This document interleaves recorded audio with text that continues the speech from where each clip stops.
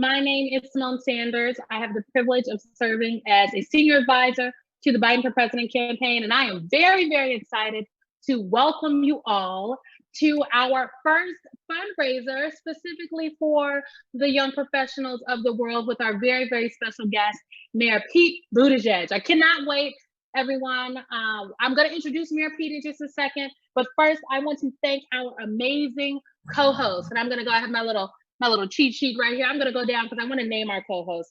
Jamie Ann Sorge, David and Mama Raw, Zachary Layton, and Variety Van Tassel Richards. Thank you for pulling this together. We have over 600 young folks on the line, folks from our Students for Biden, folks from young professionals, young CEOs, entrepreneurs. Thank you, everyone. This is the coalition that is going to power and send Joe Biden and all the way to the White House as the 46th President of the United States of America. Yesterday, we launched our Young Americans Initiative officially called League 46. You all are, yes, a part of the League. And we have been doing a lot of programming this week around this. And you can expect to see a number of events from us coming forward. League 46 is a coalition of young folks who are dedicated to organizing and mobilizing and pulling their peers in to help elect Joe Biden to be the 46th President of the United States. We know that given this coronavirus crisis, it is young people that are truly feeling the brunt of this.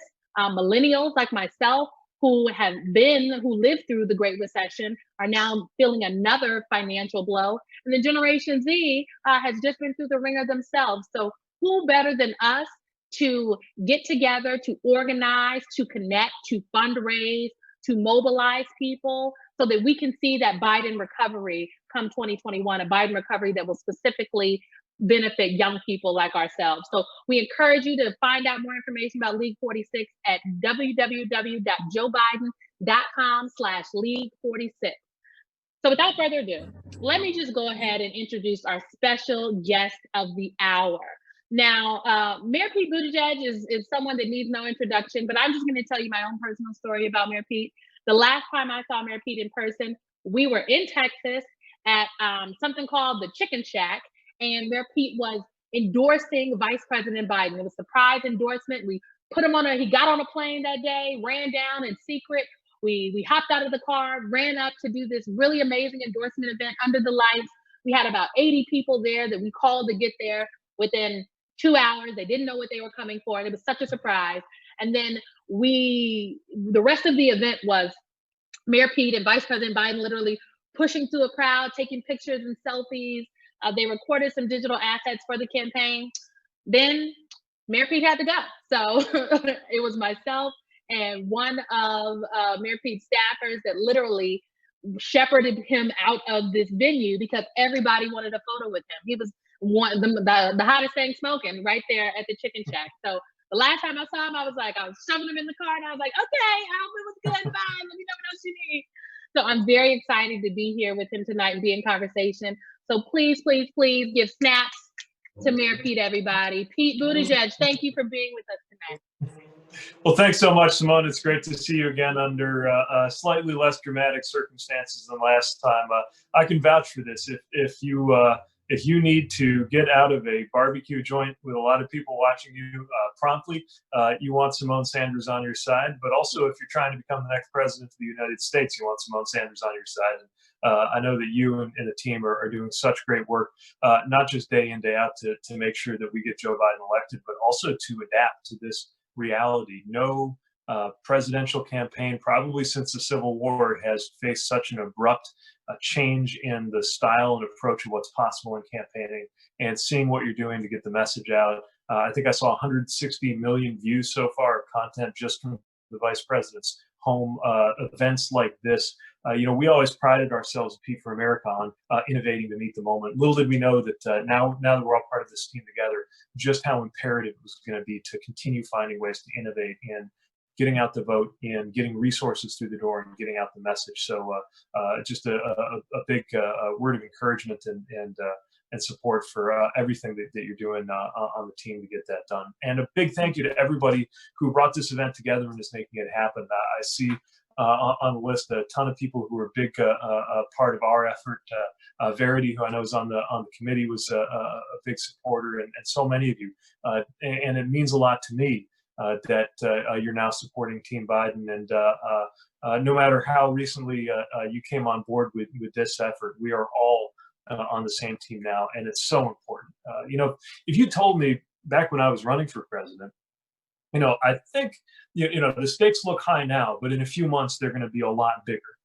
If you had told me that on Groundhog Day or New Year's Day, I would have looked at you funny. It seemed impossible as this year dawned that the stakes on this election could possibly get any higher than they already were. And yet here we are, a global pandemic, an economic and public health and security crisis that has brought civilization to a halt, that is going to require leadership that is compassionate, that is competent, that is decent. And that's what we have an opportunity to deliver to this country by putting Joe Biden in the White House. So I'm not just part of this effort because of what we're up against. That should be motivation enough. Just the knowledge of the damage that would be done to this country by a second Trump term would definitely be enough, I think, to motivate all of us. But this isn't just about what we're against. It's about who we're for. And I'm proud to be for Joe Biden as my next president, and proud to stand with everybody on this call. And looking forward to taking some time to have a conversation too. So I'll conclude my kind of introduction right there. But again, really pleased to be with everybody here, and great to be with you as well. Perfect. Thank you, Mayor Pete. We're so excited to have you with us today. This is kicking off our Young Professionals fundraising effort. So our team came up with a couple questions, and then we're looking forward to taking questions from the crowd. So folks, get your questions ready. Our staff will be, we'll find ways to bring you into the conversation, but I'm the moderator, so I will start. So my first question is, this is a good one. I was there for this. Okay, so I think a lot of people want to know, you really jumped in and supported the vice president so quickly. Why was that? I mean, I want to take people back to that weekend before you endorsed. You had huge crowds. It wasn't like people weren't coming out to see you. Okay, we've got a huge crowd today. We had huge crowds that were coming to see you. You did, I think, 3 different cities. Thousands and thousands of people were there. So why did you jump to support Vice President Biden so quickly? Yeah, so it's a tough decision to bring a campaign to a close, and we'd had a wonderful campaign. We were so proud of the results in Iowa, of the team we brought together. Had nearly 10,000 people come to see us in Virginia, a great event in North Carolina. But we were also looking at the math, and after the primary, especially after the vice president's big victory in South Carolina, I could see that I had a responsibility to our supporters and to the party and to the mission of our campaign to look at the math for what it was and take that step. The thing that motivated me to get into running for president was 2 things I wanted to happen: to bring the party together and help bring the country together, and to defeat Donald Trump. And when I believed the best way for me to meet those goals was to become a candidate and the nominee, that's what I did with all my heart. And when I saw that the best way to meet the goals was something else, specifically to step out, then I knew I had to do that.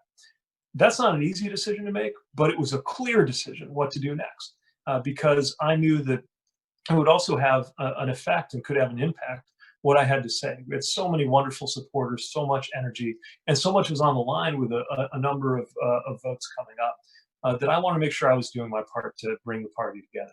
And I thought about the values that guided my campaign. We like to live by what we call the rules of the road. Oh, yes, we've adopted some rules of the road from That's you. right, and I'm thrilled by the campaign code that you all have put together, and it meant a lot that you reached out to tons of supporters, including our supporters, for thoughts on how to make sure that campaign code was really something we'd all be proud of. And a big part of what we were after was belonging. That was one of the guiding themes of our campaign. And I realized that even though the VP and I have a different story and a different style, we also have that shared sense of what's at stake in creating that sense of belonging, in creating a sense of decency. The way he put it from the day he got into the campaign was that we're in a battle for the soul of the nation.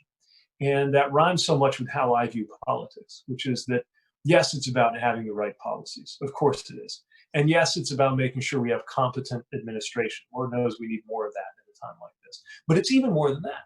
It's about making sure that we have leaders who call us to our highest values, And that unwritten part of the job description of President of the United States, I actually think that might be the part whose absence is costing us the most right now in the Trump White House. And I could see in the way that Joe Biden ran his campaign and the way that he conducts himself, even when we were competing against each other, I could see and feel and admire that sense of decency. And so pretty much as soon as I had come to face the fact that the time had come to bring my campaign to a close, it was actually very, very clear what to do next. And I was proud to get on that plane and to join you and the VP and so many wonderful supporters that next day in Texas, and commit to do everything I can to be part of this campaign. And ever since, I've been proud to do it. Well, we appreciate you. And, I think I can speak for the vice president when I say that he admires you as well.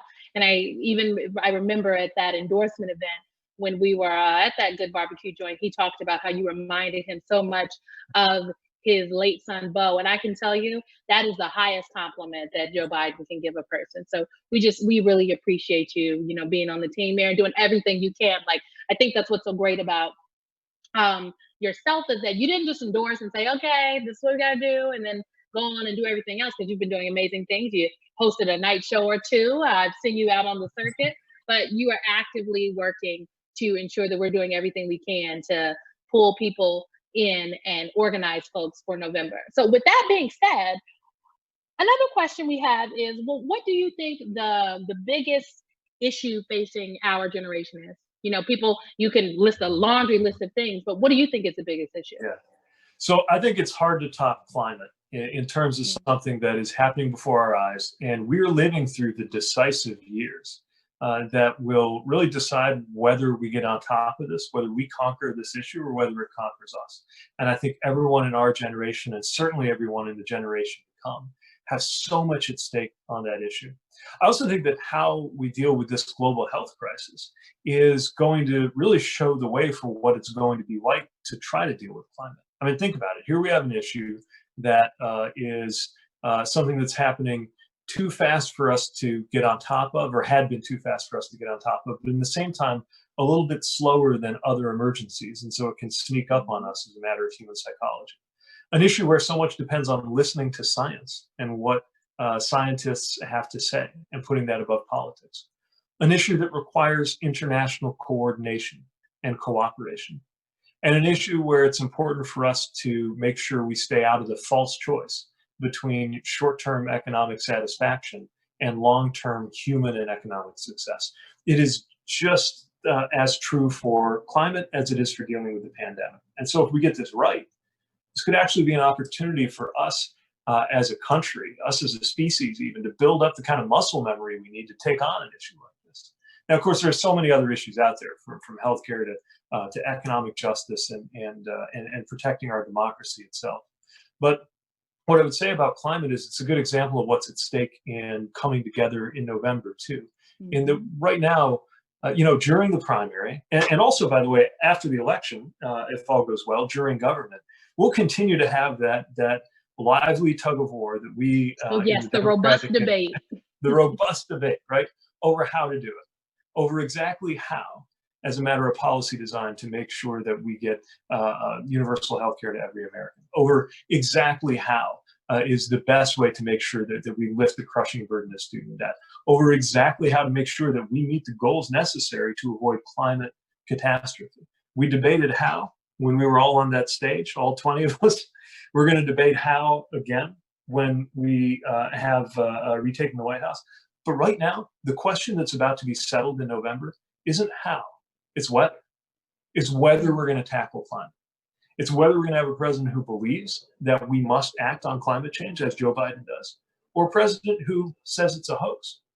It is that stark of a difference. And so I think climate is actually exhibit A in what's at stake, because the scientists say that the deadline is 2030 to take a number of big steps.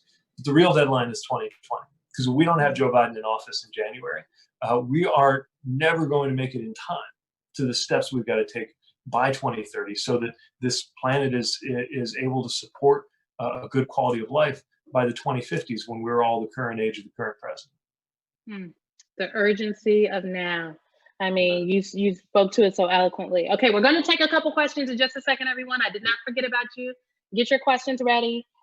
This is the last question I have for you. I remember, and I'll frame it like this. I actually remember the first time I met you, and it was at the. You may not remember. I met you and Justin together. It was at the University of Chicago, Yes, that's and right. David With that. Axelrod. Yeah, we did a whole panel discussion, and then we had a good dinner, and we had great conversation. And I just remember thinking like, I like that mayor. I don't know what he's about to do, but I like him. And then boom, yeah. I mean, I think that was after you ran for chair of the Democratic Yeah, National Committee. Or maybe it was after. And maybe. then Yeah. boom, you're running for president. And then now, like, we can't wait to see what you do next. So I think a lot of people want to know what really inspired you to get into public service in the first place. And then what advice do you have for other young people in our generation who are also thinking about service, thinking about how they want to serve? I think that you are just the best person to kind of speak to that and give a little advice in Yeah. that nature. So, what really inspired me was the awareness that I could actually be part of making a difference. I grew up Mm, studying history and politics and watching the news. My parents were very politically aware people. They were always talking about what was in the news, but not politically connected. I don't think I ever met somebody who was in office when I was growing up, and so it took me a while same. and so you don't realize at first that you could belong in that process, right? It feels like other people who have something figured out that we don't, or some Mhm. connection that we don't, they get to do it, and we get to yell at the television set, right? And then somewhere along the line, instead of why don't they do this, why don't they pass this law, I started thinking in terms of why don't we, or why don't I do something about it? And I think that was also in the air when I was a student. Fortunately, I was around a lot of other people who felt really fired up about the issues that were coming to a head around the Iraq War, the response to 9/11, and things that really made such a mark on my generation. And so uh, I didn't know what shape it would take, but by the time I graduated, I knew I wanted to be in public service in some way. Mm. I guess the best advice that I could give, well, first of all, don't wait your turn. I guess that Say it might do a again lot for of the this coming people out of in the me. back. Say it again. Say it again. And it's not just don't wait your turn. It's don't wait your turn and don't feel like people have to ask you. If Mhm. you feel an instinct to serve, or if you're watching people doing the job and you're thinking, if I was in that seat of power, I would do things differently, right? By the way, there's a lot of statistics that suggest that candidates of color, that women need to be asked more times than men before they are usually willing to run for office, which costs us, I think, in terms of a lot of great leaders stepping up. Don't wait. Don't wait for somebody to tell you it's okay. Don't wait for permission. If you have that instinct, the fact is, when you go out there and seek that support, you'll find out pretty quick whether you're the only one who thinks this way, or whether you can rally others to follow you. The other thing that I think is really important is to remember that it's always been young people who were responsible for the biggest transformations, from the American Revolution itself to the civil rights movement to many of the most important positive social and political developments in American life. It's always been driven by young people. So not only do you not need to wait for permission, you need to recognize that if young people aren't the vanguard, it may not happen at all. And then the third thing I would mention, especially for those considering office itself, is not to get too hung up on exactly which title or office to pursue. Think about the effect you want to have and the things you care about, and then things will sort themselves out. I didn't know that I was going to, nobody grows up hoping to run for state treasurer, which was my first race. But I cared about my community and I cared about the economy. And when I saw the office being run in a way that I thought was just wrong and ideological, I decided to step out and run. And I got crushed, by the way. But if I hadn't had that experience, I don't think that I would have been as motivated or as able to run for mayor when I saw that my hometown needed a fresh start and a different kind of leadership. I did not dream of running for chair of the DNC until a month before I was actually doing it. And needless to say, I'm as surprised as anybody else, if you'd asked me 2 years earlier, that I would be rounding out my second term as mayor of South Bend by mounting Mhm. a viable campaign for the presidency. It's not about the job you. And by the way, as I said earlier, the very same things I wanted to do by becoming the nominee, I now get to support by supporting this campaign and supporting other campaigns that I believe in. So you will get so much fulfillment and purpose from following the thing you believe in, the things you want to make a difference on. The jobs, the offices, the opportunities, the campaigns, that stuff happens. And you'll need to learn how to respond to it. But if you follow that compass, then you'll always be engaged and you'll always be excited and you'll always be better at what you're doing than if you're trying to chase the right title at the right moment. You just gave somebody a word, Mayor Pete, because there are some people out there chasing the title right now and they need to be chasing the work. And I think that you talk about the power that young people have, and that's something I always hear Vice President Biden talk about, and that in this election, we need the power, the enthusiasm, the ideas of young people to help get this thing done. So we're all in the right place. Okay, I'm glad we're gonna take some questions. Where is Megan? Oh, I see Megan. All right, Megan, we are ready. So you let us know what to do. Folks, ready your question. Megan is going to facilitate this process for us. Fantastic. Well, thank you. And we are just going to bring in our first question asker. So we have Nekpen Oswan from New York, New York. Nekpen, you are live. Sure. Hi, Symone. Hi, Megan. Hi, Mayor Pete. How are you? Hello. Thank you so much for sharing your journey about service.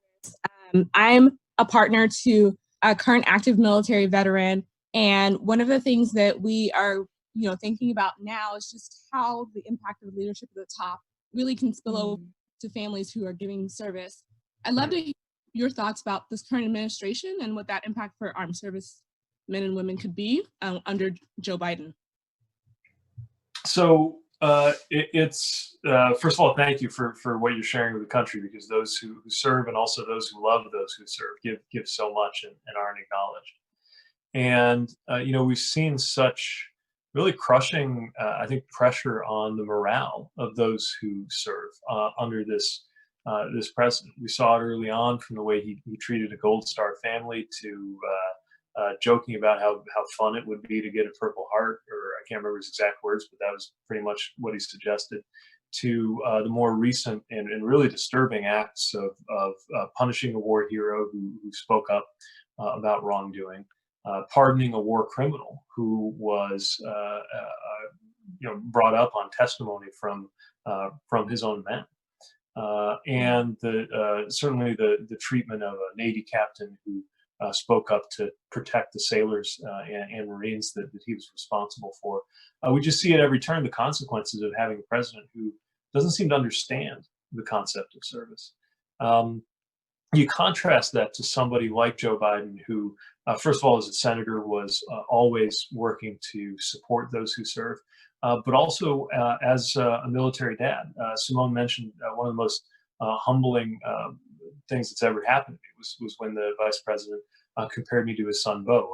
I'd met Bo. I didn't know him well, but actually met him when I was knocking on doors as an Obama campaign volunteer, as a young professional, taking a little time off to go to Iowa in 2008. And Bo was there campaigning for his dad. We ran into each other in a coffee shop, and he stuck out his hand. And didn't bother him that I was wearing an Obama button, and introduced himself. And was such a decent person, and I admired him ever since, especially somebody who, like me, as an office holder, was then called up to active service. And so I think there's the very personal understanding for the Bidens that's been reflected in their initiatives, but also just in the way that the vice president talks, and I think really the way that he thinks, of understanding not only the sacred trust that we have with our veterans and service members that's almost hard to even describe without sounding like we're going into platitudes, but also just the feeling of having someone you love in uniform and asking whether they're being taken care of properly by those appointed over them. So much depends on the ability of those who serve and their families to trust that up through the chain of command, all the way up to the very top level, which is the elected level, from whom the top commanders take their instructions and orders, that there is a concern and a recognition for the well-being of those service members and their families. And also a determination not to do anything that would undermine them, from weakening our alliances to creating a situation that could have been avoided that leads to them going into harm's way, to neglecting the obligation that continues after somebody's last day on active duty, but continues throughout their lifetime of taking care of people. It makes the world a difference to have a military family, or a real military family in the White House, versus somebody who, frankly, let's face it, made up a disability in order to pretend that he couldn't serve when it was his turn. That's the choice in front of us, and the choice couldn't be more clear. Megan, give us the next question. Mayor Pete speaks the truth every time. Right. Our next question is from Jessica Weinstein from Marietta, Georgia.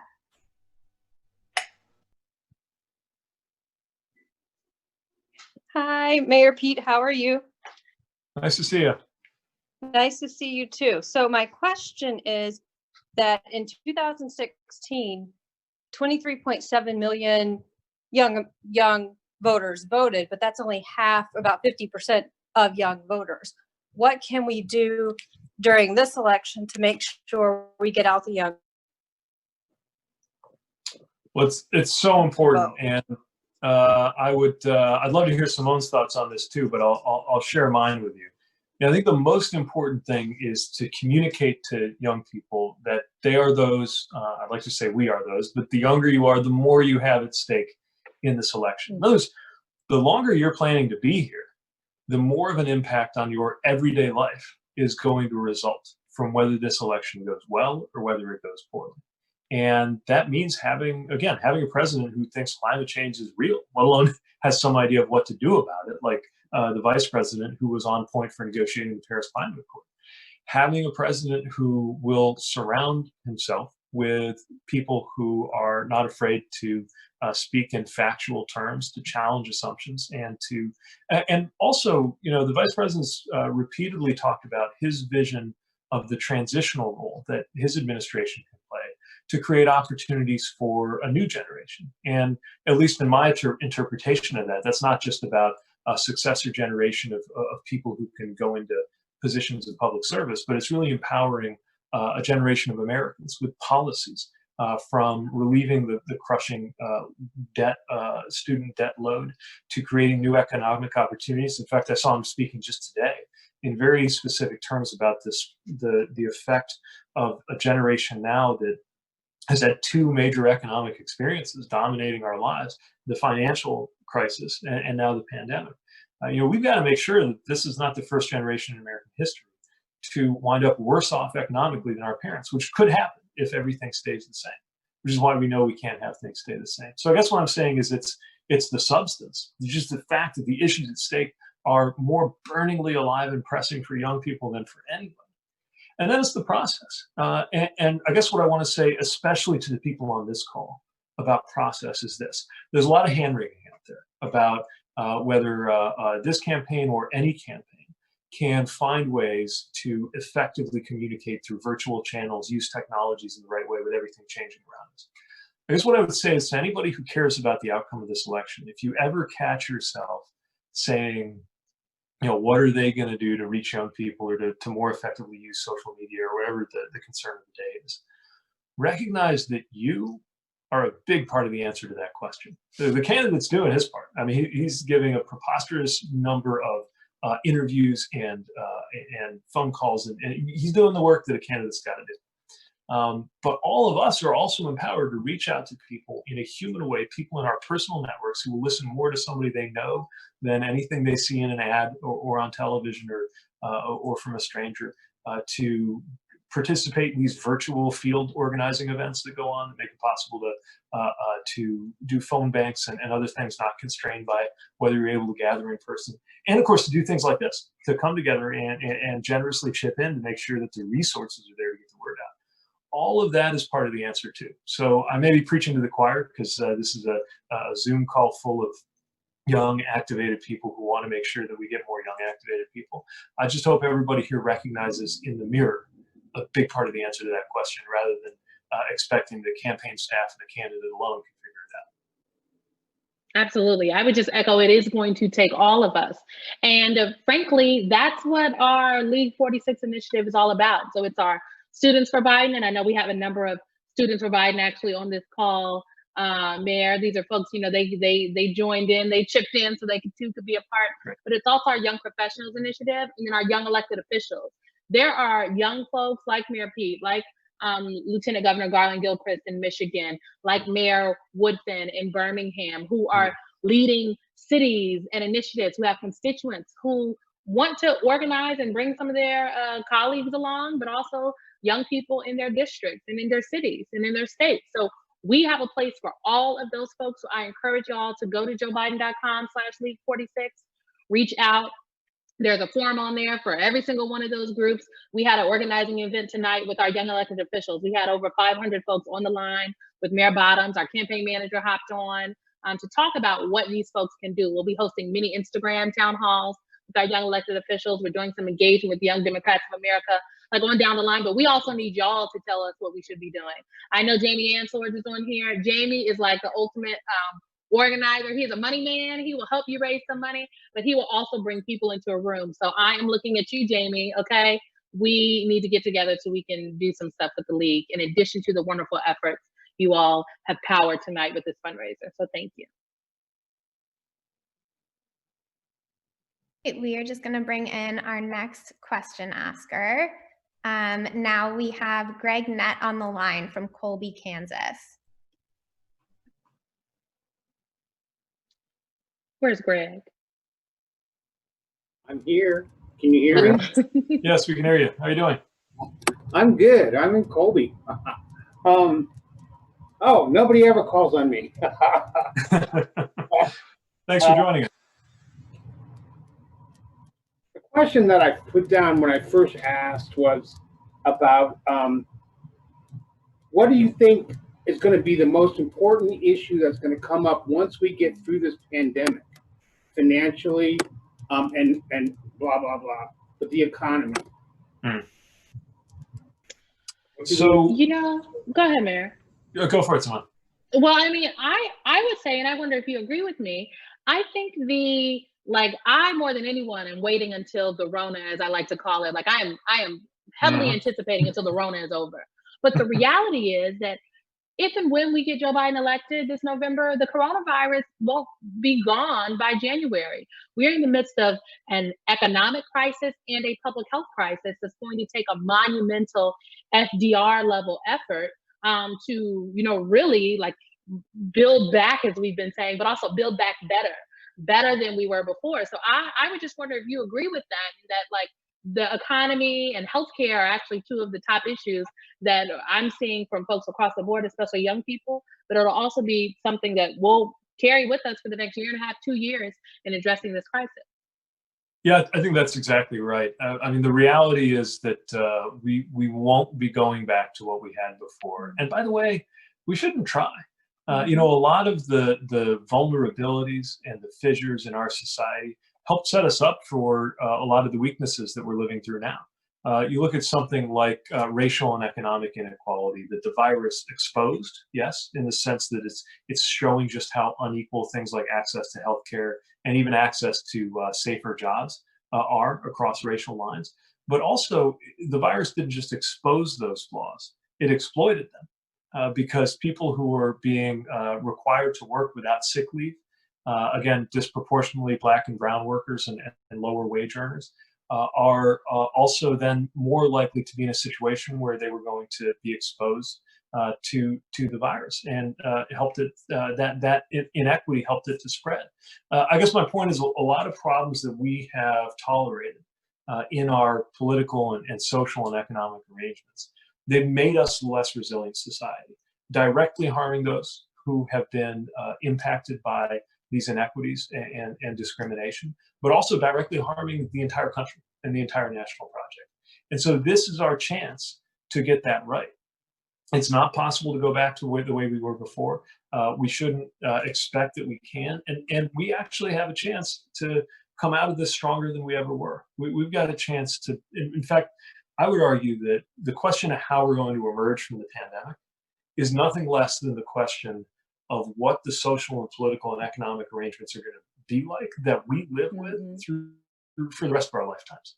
It's just one of those moments like, I think Symone was right to point to FDR. One of those moments, and by the way, the New Deal didn't happen because FDR invented it as a campaign promise, walked into the White House with it in a briefcase, and then just did everything that they thought of on the campaign trail.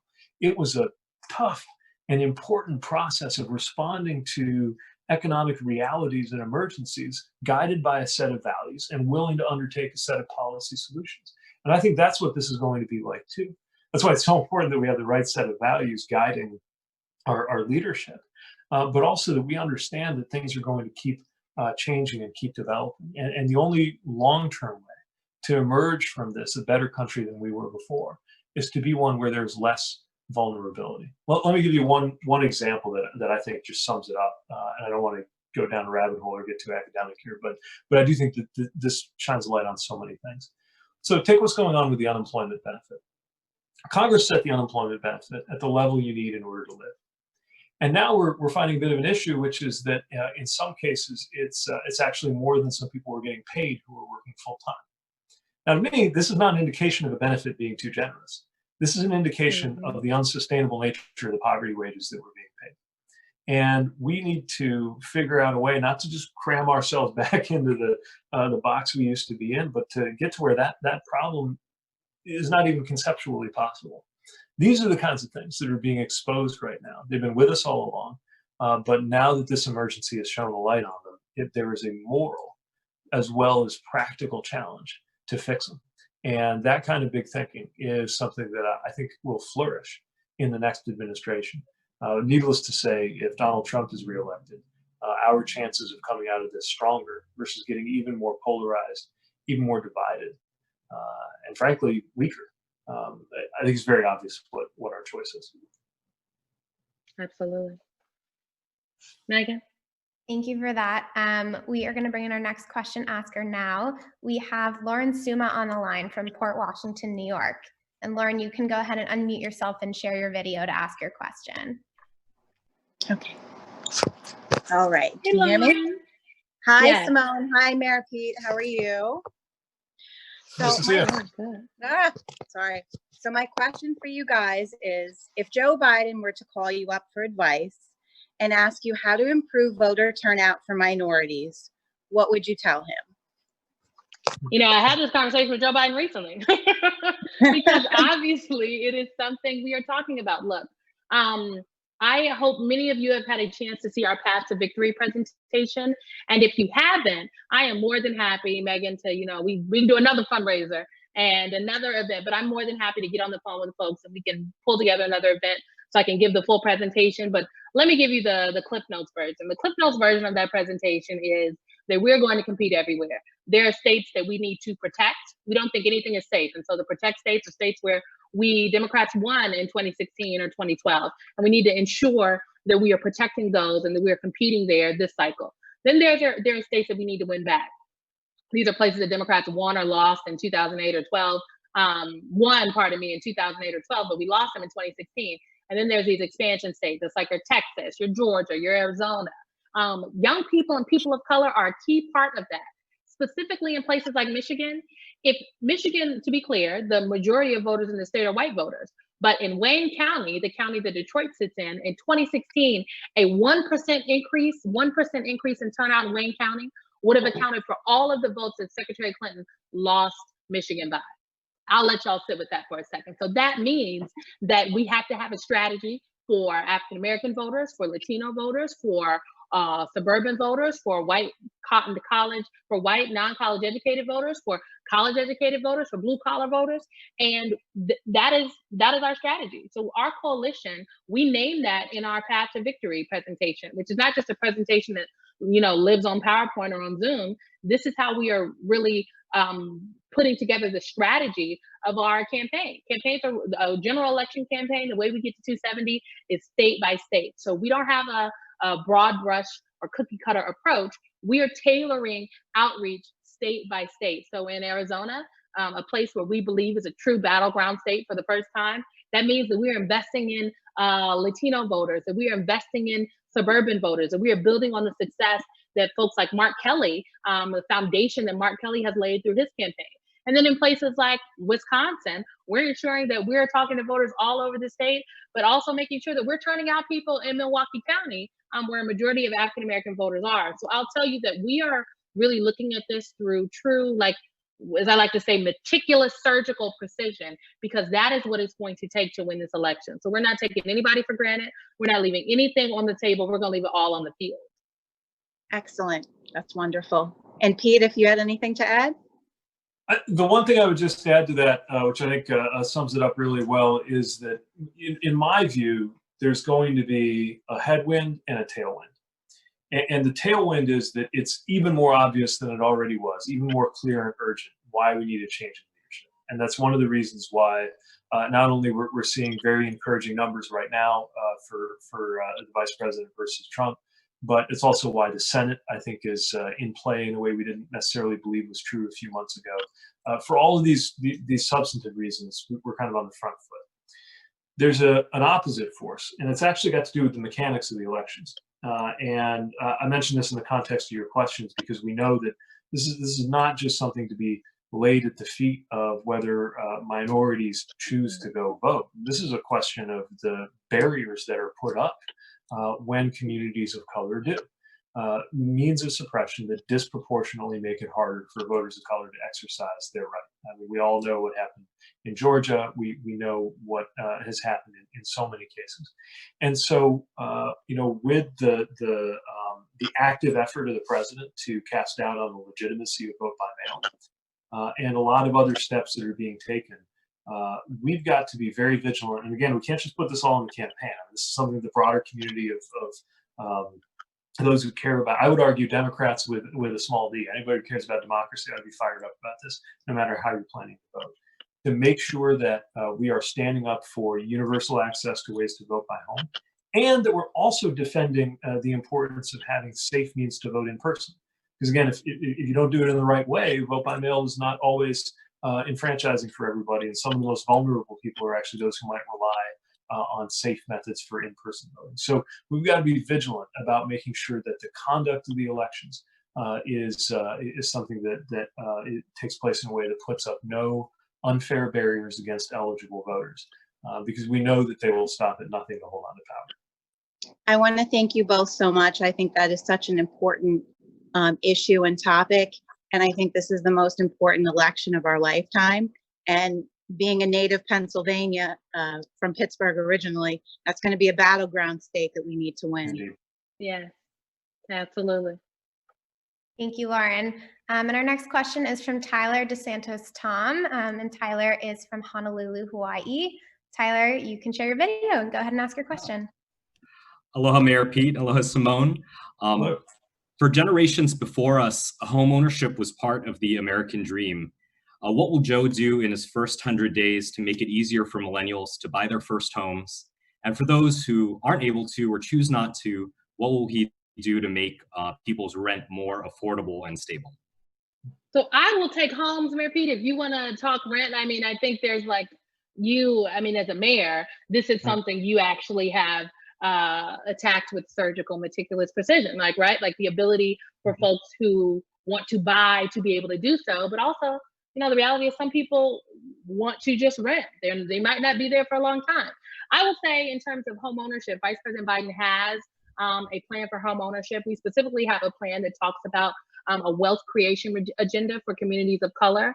And in this plan for home ownership across the board, I'm 30 years old, now own a home. I am in my very cute condo that I rent because I am struggling like other people to figure out how exactly do I buy this house? Well, under a Joe Biden administration, we will institute a number of things, but one thing I want to highlight is a $15,000 advanceable tax credit for folks who are buying their first homes, and it's advanceable.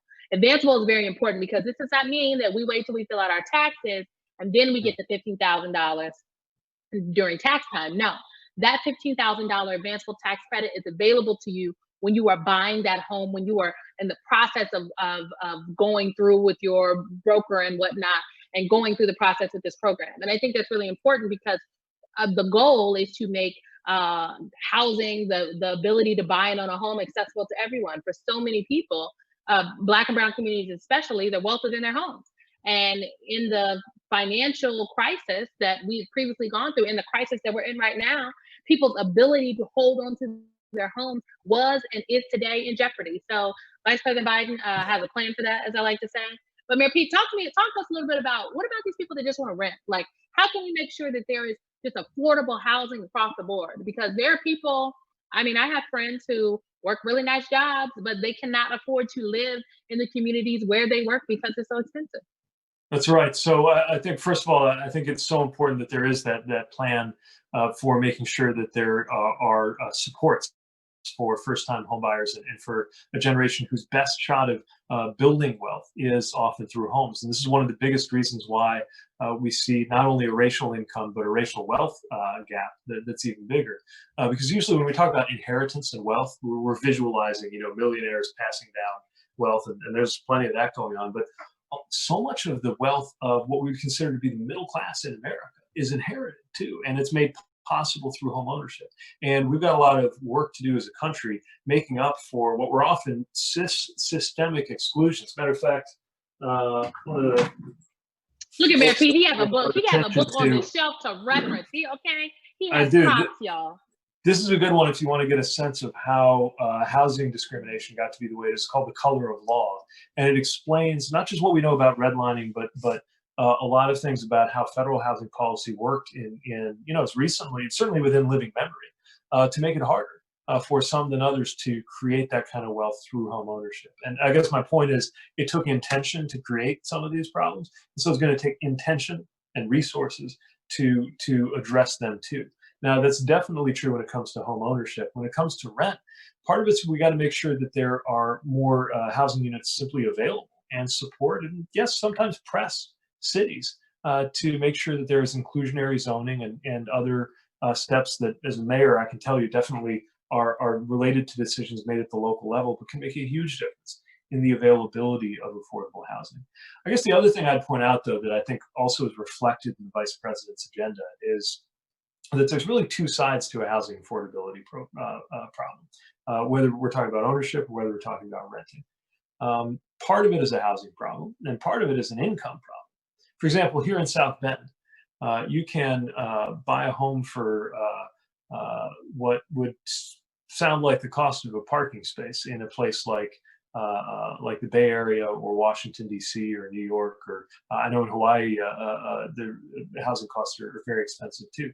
But here too, people struggle to be able to afford property or afford rent because wages are so low. Matter of fact, there's not a county in the entire United States of America where somebody on minimum wage today can afford a 2-bedroom apartment. And so what that shows us is that we've also got to act, and Joe Biden's got a plan to do this, to raise wages and empower workers. So that, yes, we're trying to keep the costs manageable and reasonable. We're also making sure people have the income they need, because if you can't afford a house at certainly South Bend rents, to me, that indicates that there's not just a housing problem, there's an income problem. And I know that's true in our bigger cities and higher rent areas too. Thank you so much. And we have time for just one last question this evening. So we're just going to bring in our question asker. We have Thomas Ware on the line from Boston, Massachusetts. Thomas, you can go ahead and unmute yourself and share your video and ask your question.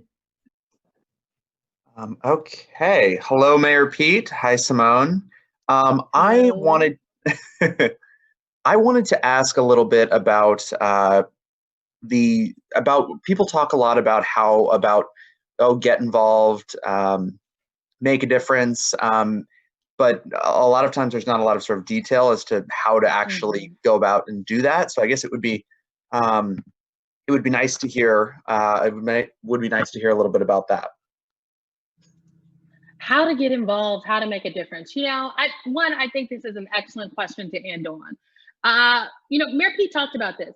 He basically told y'all that he volunteered, that he was interested in politics, but he didn't really grow up thinking that politics was a job. And then he was vocal and he didn't like what he was saying, so he decided to do something about it. That is literally how we create change. That is what we're talking about when we're saying, join this League 46, it's going to take all of us. Mayor, I often think about radical revolutionaries, right? And I think when I say radical revolutionaries, people think that I am talking about activists, going into the street, going to the die-in. Some of those folks, yes, those people are radical revolutionaries in their own right, but you're a radical revolutionary. Thomas, I would argue you are a radical revolutionary. Megan, putting together this event is definitely a radical revolutionary. And when I say that, radical revolutionaries are folks that in their everyday spaces and places, find ways to create change, to move the needle. And Mayor Pete's way of being a radical revolutionary was running for state treasurer, was being vocal on issues, was running for mayor, was running for DNC chair, was running for president, and is now sitting here on this Zoom with all of us, talking to us about organizing and issues and, giving us the new book we all need to go buy. Like, he's a radical revolutionary every day. And so creating change seems like this huge, big, grandiose thing, but really it's about making a decision to do something. So your change might be that you want, green lettuce in your grocery store in your neighborhood, or that you want to get Donald Trump out of the White House in 2020. How do you go about doing that? Like, Mayor Pete, isn't it about creating a strategy? Like, you had to put a strategy together to run for state treasurer, right? I would assume. Absolutely, yeah, and I think each of us can develop a kind of a personal strategy about what we bring to the table and how that fits in with what is needed to make a difference. So I definitely hear you, Thomas, in terms of the question you're asking about how exactly do I put to work, right? I've got the intention, but how do I connect up? Especially in a moment where there's not a brick and mortar field office necessarily that you can throw the door open to, walk in, sit down, say, give me a call packet, let's go, because we're in this virtual space. But what you definitely have, first of all, is a network, right? So regardless of profession, the people in your world, I can't tell you how much more powerful it is for somebody to hear from somebody they know than to hear from a stranger. In our campaign, we called it relational organizing. It was a big part of all of the successes that we experienced, and it was just based on this idea that individuals can use, if you map your own world, people who would definitely pick up the phone because you were calling, and think about what it means to tell them, not necessarily any of the official campaign language you might hear from, but first, as authentically as possible, to speak to why you think it's important, why it's worth your while to be involved in the first place, and your truth about what draws you to being involved in this campaign. From a get out the vote perspective, from a grassroots fundraising perspective, from a persuasion perspective, even for those in our lives who are maybe a little more casual about politics. People we know who don't live and breathe this stuff, maybe don't like what's going on, but also kind of have a bit of a sense that none of it much matters. People who are used to voting Republican and convince themselves that they don't like this president, but they don't think it really matters who the president is. Only now we're seeing just how much it really does matter. You wouldn't believe how many people you might be able to nudge off the dime. And so between that and all of the specific things that certainly this 46 effort that Symone's talking about will do to build not just the fundraising apparatus, not just the kind of social media reach, but just the social culture of a community of people who care about how this election goes and are willing to do something to make sure it goes the right way. That's a big deal too. Spreading those values, those things. You should definitely look up Joe's campaign code and look at those values that are guiding how this is going to go forward, because you get a chance to reflect that. In addition to all the specific things tactically you're being called on to do, from being asked to participate in a virtual phone bank, to being asked to chip in financially, to all the other things that the campaign might turn to you to do. Just the way you do it will reflect what people think of this campaign, and might in turn motivate people who are on the fence about whether they were going to contribute, whether they were going to volunteer, or even whether they were going to vote. Boom. Mayor Pete just gave you the strategy, Thomas. So he talked about relational organizing. Everybody right now can text APP, APP, to 30330. That will send you a link to download our Team Joe app. And our Team Joe app is literally how we relationally organize. And so it will connect you with some organizers on our actual campaign. It will have you comb through your contact list, and then it'll give you instructions on literally how to do exactly what Mayor Pete just said. Call up those friends get them engaged and involved. So some of them you're asking, will you join our next YP fundraiser? Some of them you're asking, will you come to our, next League 46 house party? Will you do this organizing event with me? Will you do a phone bank? But there is a roadmap to get it done. Mayor Pete, I think we have come to the end of our time together. All right. Well, an hour goes by quick when you're having fun, but so glad again that I could be part of this. Thanks for everything that you and thanks, Megan, for all the work that you and the team are doing. Let me close with this thought. A friend of mine suggested that she believes that what's happening around us, what's happening to our generation or our country, feels like a kind of a cosmic revenge for her having ever told her parents that she was jealous of them for living in the 60s.